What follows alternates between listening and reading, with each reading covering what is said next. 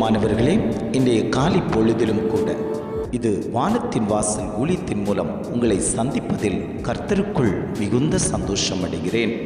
என்னுடைய செய்கைகள் எல்லாம் கர்த்தரிடத்தில் நான் ஒப்புவிக்கிறேன்.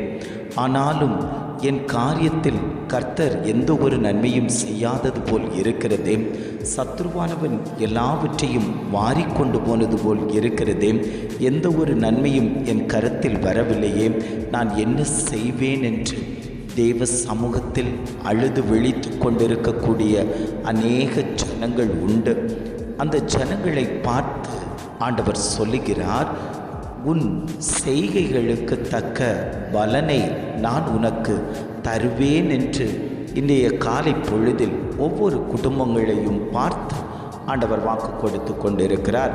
இன்றைய காலை பொழுதிலும் கூட ஆண்டவர் நமக்கு தரக்கூடிய நல்ல வார்த்தை என்னவென்றால், நீதிமொழிகள் 16ஆம் அதிகாரம் 3ஆம் வசனம் இவ்வாறாக சொல்லுகிறது, உன் செய்கைகளை கர்த்தருக்கு ஒப்புவி, அப்பொழுது உன் யோசனைகள் உறுதிப்படும்.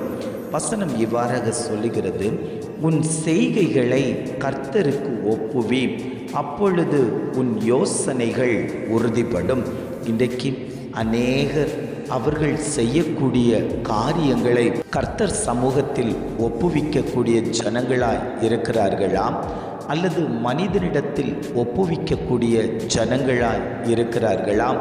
நாம் ஆலோசனை பெற்றுக்கொள்வது மனிதர் கரத்திலா அல்லது தேவனுடைய சமூகத்திலா என்று நாம் சிந்தித்து பார்ப்போமே. ஆனால் அநேகர் மனிதரை தேடித்தான் நாடி போகிறார்கள்.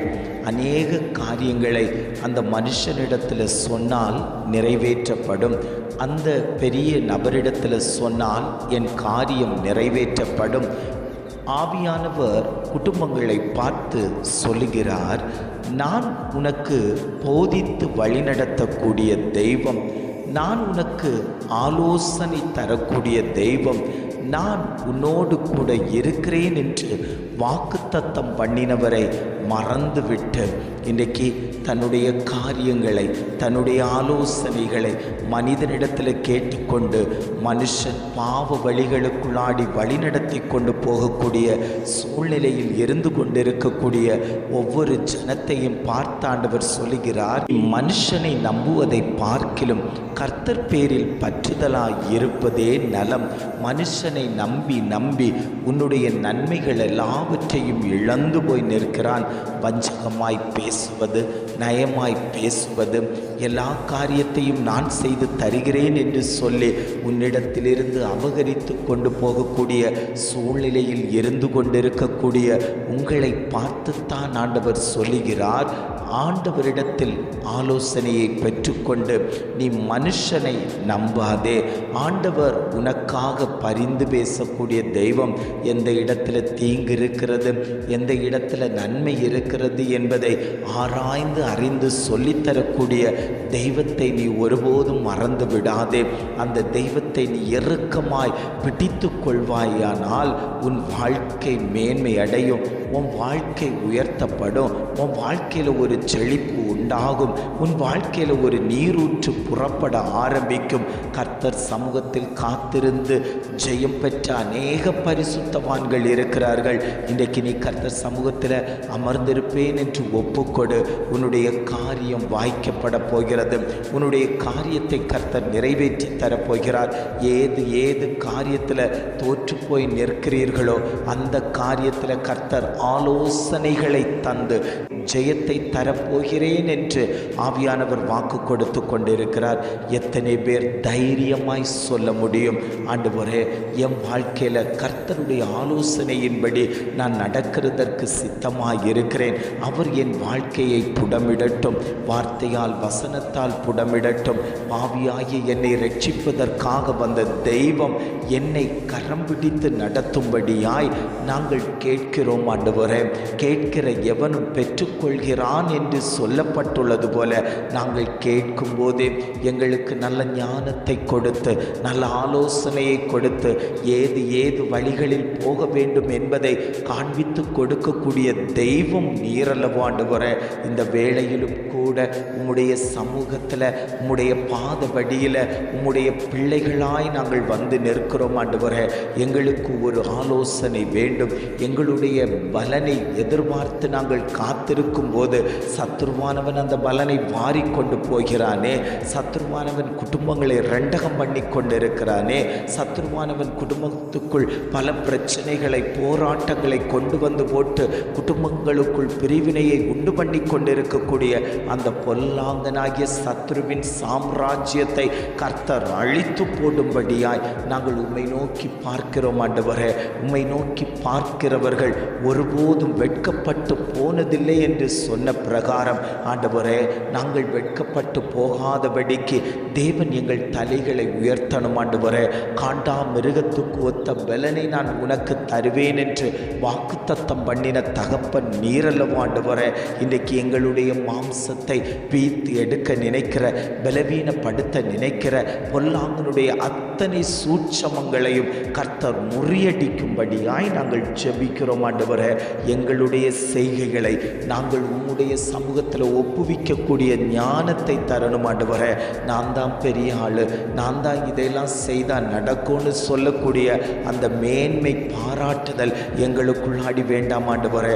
தாழ்மையாய் உம்முடைய சமூகத்தில் இருந்து கொடுக்கும் போதே கர்த்தருடைய கிருபை எங்கள் மேலே வெளிப்படுமே ஆண்டவரே. அந்த கிருபையின் மூலம் ஆண்டவர் எங்களை உயர்த்துவதற்கு சித்தமாக இருக்கிறீரே. அந்த கிருபை எங்கள் மேலே விழட்டும். நாங்கள் உம்முடைய சமூகத்தில் அத்தனை காரியங்களையும், என்னுடைய தேவைகள், என் பிள்ளைகளுடைய தேவைகள், என் குடும்ப தேவைகள், ஏது காரியங்களை உம்முடைய சமூகத்தில் ஒப்புவிக்க வேண்டுமோ அத்தனை காரியத்தையும் நான் ஒப்புவித்து தேவனுடைய அந்த கிருபையை நான் பெற்றுக்கொண்டு, அந்த ஆலோசனையை பெற்றுக்கொண்டு நான் நடக்கும்போது எனக்கு முன்பாக வைக்கப்படக்கூடிய வாசல்கள் அது நல்ல வாசல்களாக இருக்குமே. எனக்கு முன்பாக வைக்கக்கூடிய வழிகள் அது கரடும் முரடும் இல்லாமல் செம்மையான வழியாய் இருக்குமே என்று எத்தனை பேர் வாஞ்சித்து கேட்கிறீங்க ஆண்டவரே. என் வாழ்க்கை கரடு முரடாக தான் இருக்கிறது, என் வாழ்க்கை தீங்கான வாழ்க்கையாக தான் இருக்குது, என் வாழ்க்கை பாவ வாழ்க்கையாக தான் இருக்குது, நான் எல்லா காரியத்திலையும் அடிக்டாகி இருக்கிறேன், எனக்கு ஒரு விடுதலை தாங்க, என் காரியத்தை உம்முடைய சமூகத்தில் ஒப்புவிக்கிறேன், என்னுடைய செய்கைகளை உம்முடைய சமூகத்தில் ஒப்புவிக்கிறேன், நீர் எனக்கு விடுதலை தாங்கன்னு சொல்லி கேட்கக்கூடிய ஒவ்வொருவர் மேலேயும் தேவ பிரசன்னம் விழுந்து கொண்டிருக்கிறது.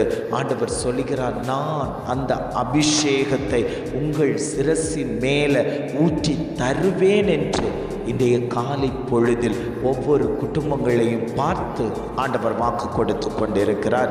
ஜெபிக்கலாமா? அன்பின் பரலோக பிதாவே, இந்த காலை பொழுதுக்காக நாங்கள் உம்மை துதிக்கிறோம், ஸ்தோத்தரிக்கிறோம் ஆண்டவரே. இந்த காலை பொழுதிலும் கூட ஆண்டவர் எங்களுக்கு தந்த நல்ல வார்த்தைகளுக்காக நாங்கள் உமக்கு நன்றி செலுத்துகிறோம் ஆண்டவரே. உன் செய்கைகளை கர்த்தருக்கு ஒப்புவி, அப்பொழுது உன் யோசனைகள் உறுதிப்படும் என்று அழகான ஒரு வார்த்தை தந்தீங்க. எங்களுடைய யோசனைகள் உறுதிப்படட்டும். உம்முடைய செய்கைகளுக்கு ஆண்டவரே உம்முடைய சமூகத்தில் வந்து நின்று நாங்கள் ஒப்புவிக்கிறோம் ஆண்டவரே. என்னுடைய செய்கைகளை உம்முடைய சமூகத்தில் வந்து நான் ஒப்புவிக்கிறேன் ஆண்டவரே. இதை கேட்டுக்கொண்டிருக்கக்கூடிய ஒவ்வொரு குடும்பத்தையும் கர்த்தர் ஆசீர்வதிப்பீராக. அந்த குடும்பங்களை கர்த்தர் உயர்த்தும்படியாய் நாங்கள் ஜெபிக்கிறோம் ஆண்டவரே. இம்மட்டுமாய் நடத்தினவர் இனியும் நீர் அவர்களை வழி நடத்தும்படியாய் நாங்கள் ஜெபிக்கிறோம். எங்களை தாழ்த்தி தருகிறோம். துதி கன மகிமை எல்லாம் உமக்கே செலுத்துகிறோம். மீட்பர் இயேசுவின் மூலம் ஜெபிக்கிறோம் ஜீவனுள்ள நல்ல பிதாவே. ஆமென், ஆமென்.